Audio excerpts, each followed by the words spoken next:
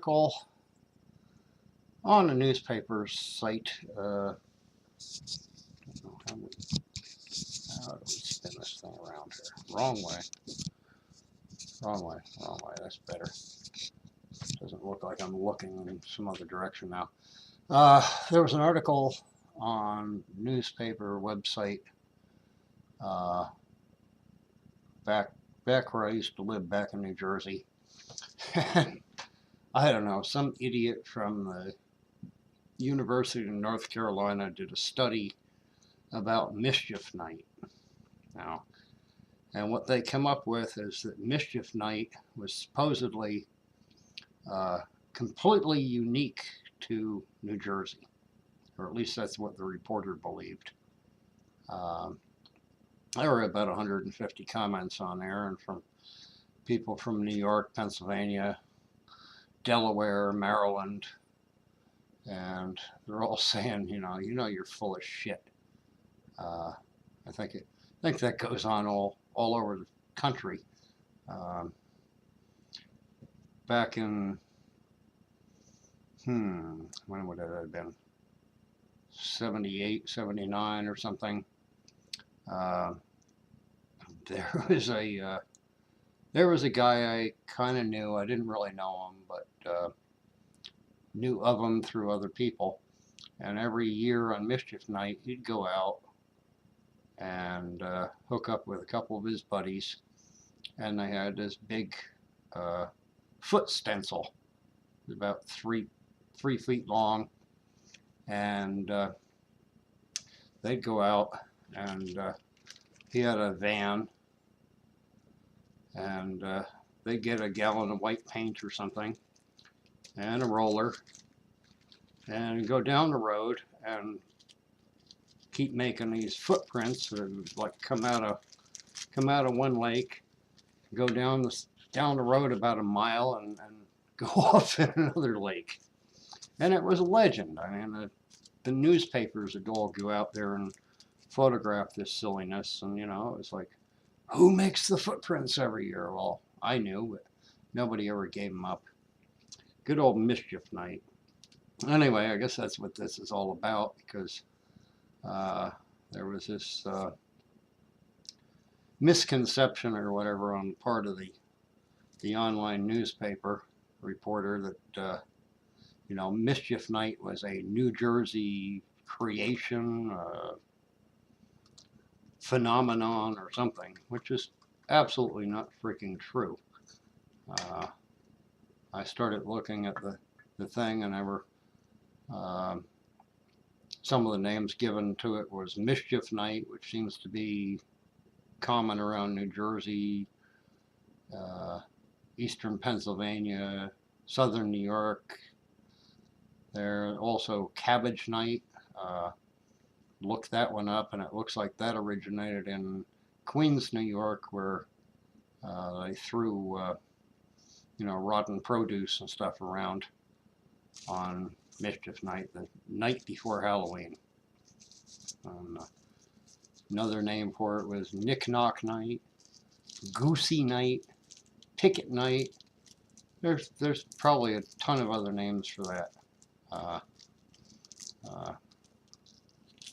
Yeah, I'm still smoking tobacco. But anyway, I was thinking about it, and I'm thinking to myself, a lot of these things also come from, European countries and the UK and stuff. So, All Hallows Eve or Halloween, whatever you want to call it, has been celebrated for quite a number of years. Don't know, but I was thinking, a lot of these things like Picket Night probably means like kids running down the street with a loose branch going clack, clack, clack, clack, clack on somebody's picket fences, or a lot of picket fences, just to, make some noise. And this was kind of a nice little thing to, kind of wake people up and go, okay, tomorrow night we're going to be around, so you better have some treats or we're going to trick you. It's It was all in good fun. When I was a kid, uh, like my brother was 8 years older, he'd go out and he'd be out for like half an hour. They'd go chalk some sidewalks and toss some toilet paper and, come back home, and that was it. And, you know, being a Boy Scout, he was usually down the neighbor's yard the next day after school cleaning stuff up. So, but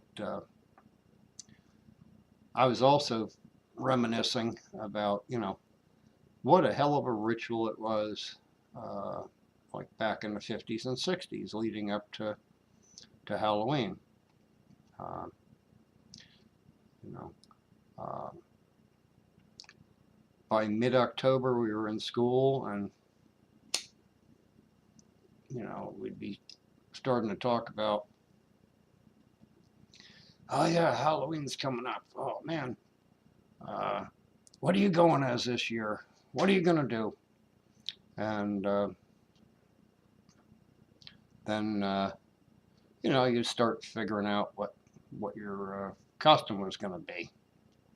And back then, I mean, there wasn't any frickin' Toys R Us or Costumes R Us or anything else. You could get some plastic masks or, rubber masks or whatever at the, local newspaper, tobacco shop or something.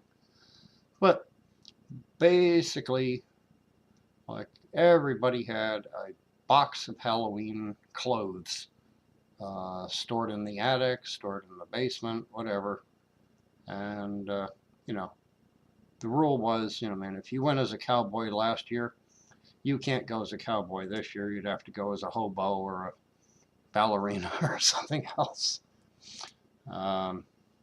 So a lot of times I'm thinking, we'd be plotting this out during recess at school or whatever, and, maybe your friend says, hey, that was pretty cool. You had that felt cowboy hat last year and 6-shooter, and, can I borrow that? And you'd borrow something from them or mix and match or whatever.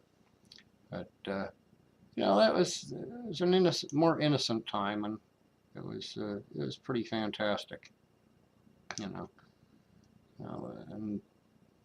hardly anybody wore any of those stupid masks. I mean, you could get ones that look like John, Paul, Ringo, or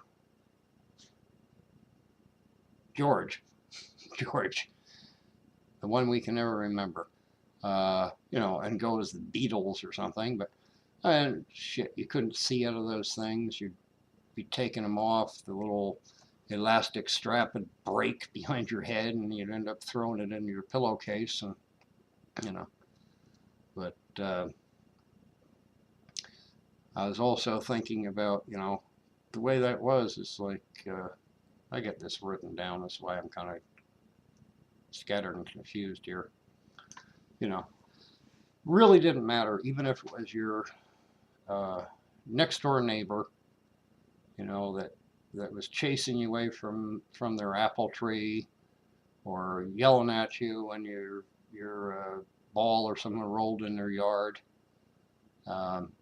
You show up mask or not, you'd ring the doorbell, or they'd have the screen door there or something, and you all yell trick or treat, and they'd all come and pretend they had absolutely no clue who you were, mask or not, or anything else.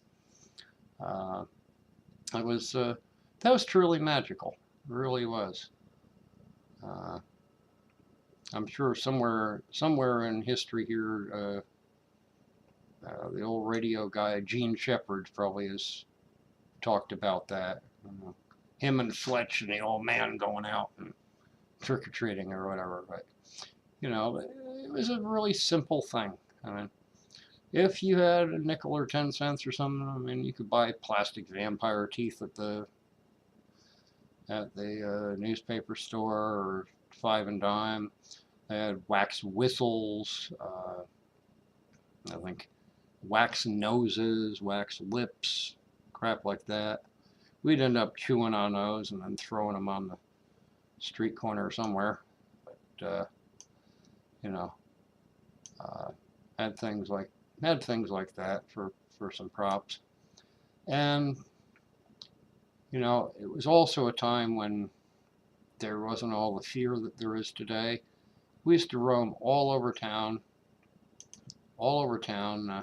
Sometimes we'd have to come home and you know, dump out our pillowcase or grab another one because it was too full, or do it at a friend's house, grab one of their pillowcases and keep going out. And you know, by the time I was 7 or 8 years old, in the early 60s, the only rule really is, you know, stick with your group of friends that you started off with, and unless you drop one of them off at their house, you know, don't abandon everybody.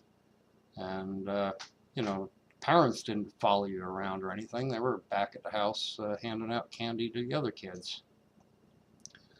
So you know, we'd go all over town, and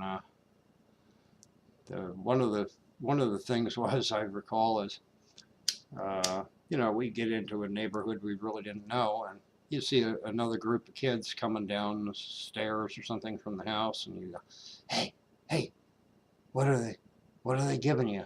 What are those people giving out? And they go, no, giving out apples. God, I hated that. But they were always tradable. You know, oranges. The worst thing ever created by mankind, in my mind, was Bit-O-Honey candies. Those horrible little twisted up in wax things, and they tasted like wax, or twisted up in wax paper, but they tasted like wax and honey, and just disgusting to my tastes. And you know, so we'd trade those for something else. You know, trade it off for, you know, hey, I'll give you 8 of these for a Hershey bar or something else. But it was just a good time back then. And then I was thinking about the last time ever I think I went out trick-or-treating, except for, you know, maybe going in costume to an adult party. It was probably about 67 or 68. And had a friend who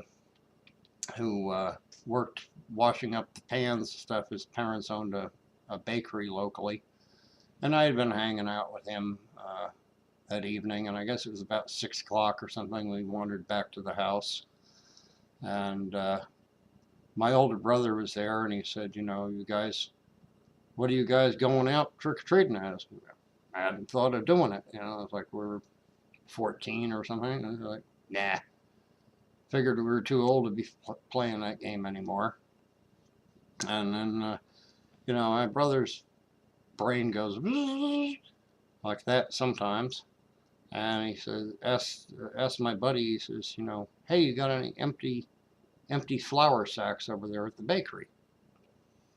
And my buddy goes, yeah, I think we do. I think we got a couple piled up. So he says, go get them and come on back here.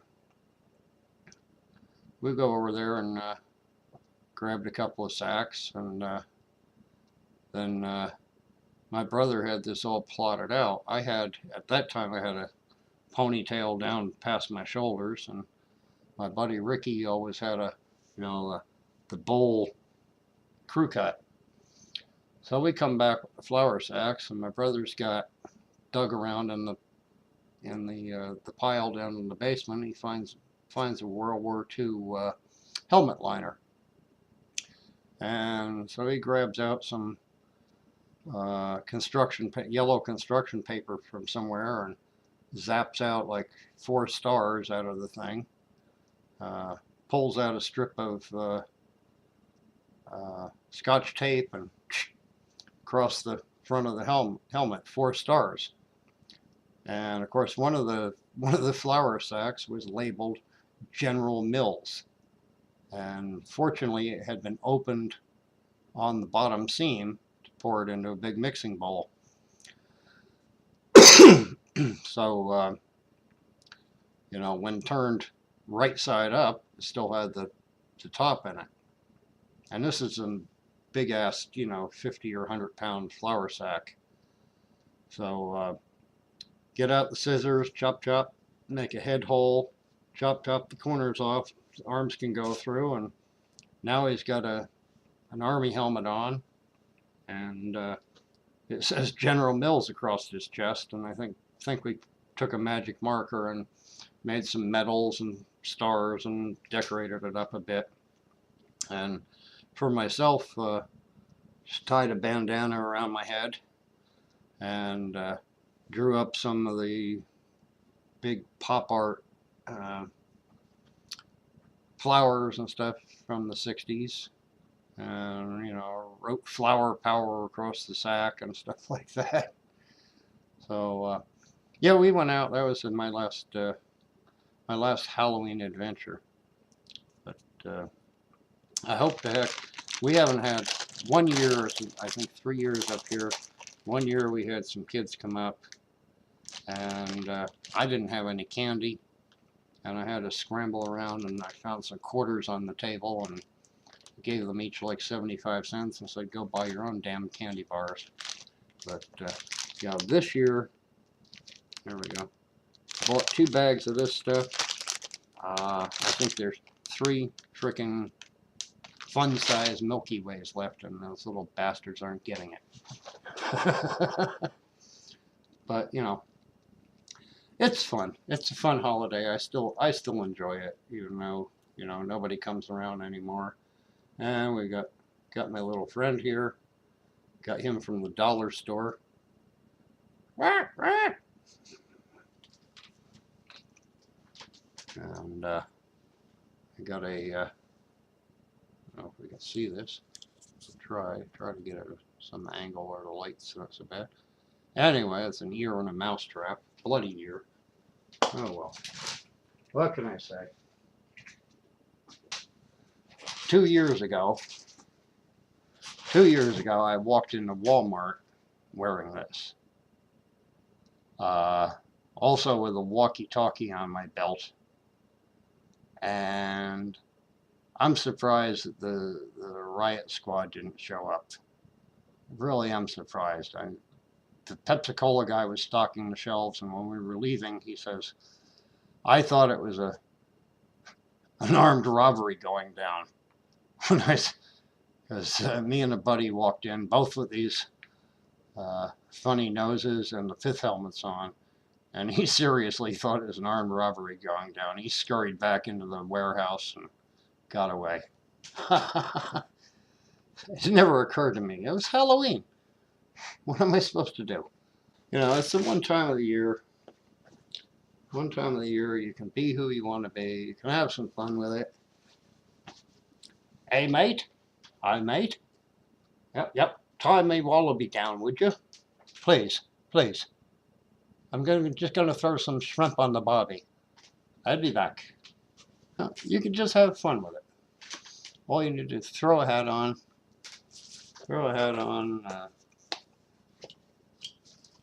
Oh, what the heck. Slam your shades on, you know. Take the hat off. Get the shades on. Now here's a blast from the past. Uh-oh. You could be Choo Choo Charlie.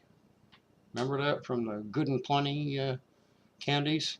From many, many freaking moons ago. They rattle the box, you know. Choo Choo Charlie. Yeah. That's what my pet parrot says. That's not a damn parrot, is it? Not at all. Not at all. Quoth the raven, nevermore. One can have all sorts of fun. You know, if wherever any of you guys are living, the kids still come around. Get a bandana, dress up a little bit, give little buggers some candy, and see what happens. I still have very fond memories of Halloween's gone by. Going out as simple as a, an old tattered coat or something that was probably too big for you. Um, uh, get a bandana and tie it in a thing on a stick and throw it over your shoulder like a hobo. Burn a cork on the gas stove. Use that, rub that on your face for makeup. Uh, we had fun for pennies back then. Really did. It almost disgusts me today to see the way that just like every other commercialized holiday, that they're asking every parent to go out and somebody's got 3 kids and it's $40 a costume, and that's getting really expensive. Not like my day when man, we had a box of shit that we kept year after year, Indian headdresses and hats and coats and pirate shirts and old jeans with holes in them, and whatever you want it. And like I said, also when plotting this big adventure from like mid-October at school and stuff with your friends, you'd ask them, geez, what do you got in your stash of stuff, and go after it. So anyway, I'd like to know what you guys think about topic of mischief night. What did you call it? What did you do, if anything? And I never really got out and caused much trouble. I think chalked a few sidewalks and maybe threw a roll or 3 of toilet paper once in a while, but pretty much didn't really get into that. I was more into getting as much candy as I could the next night. But anyway, yeah, I'd like to hear some feedback. Some of you folks are from different parts of this country and different parts of the world and stuff, so just let me know about maybe you could write a little bit about your Halloween memories or whatever. And anyway, it's officially Halloween somewhere right now, and I'm going to shut off the lights, pull the blinds, and not answer the door tonight, because I'm all out of candy. We've eaten it all. All I got left is one damn giant-sized Hershey bar, and the little beggars aren't going to get it. So anyway, I'll edit this up a little bit, maybe not, depending on how blasted long it is, and see you around. Have fun.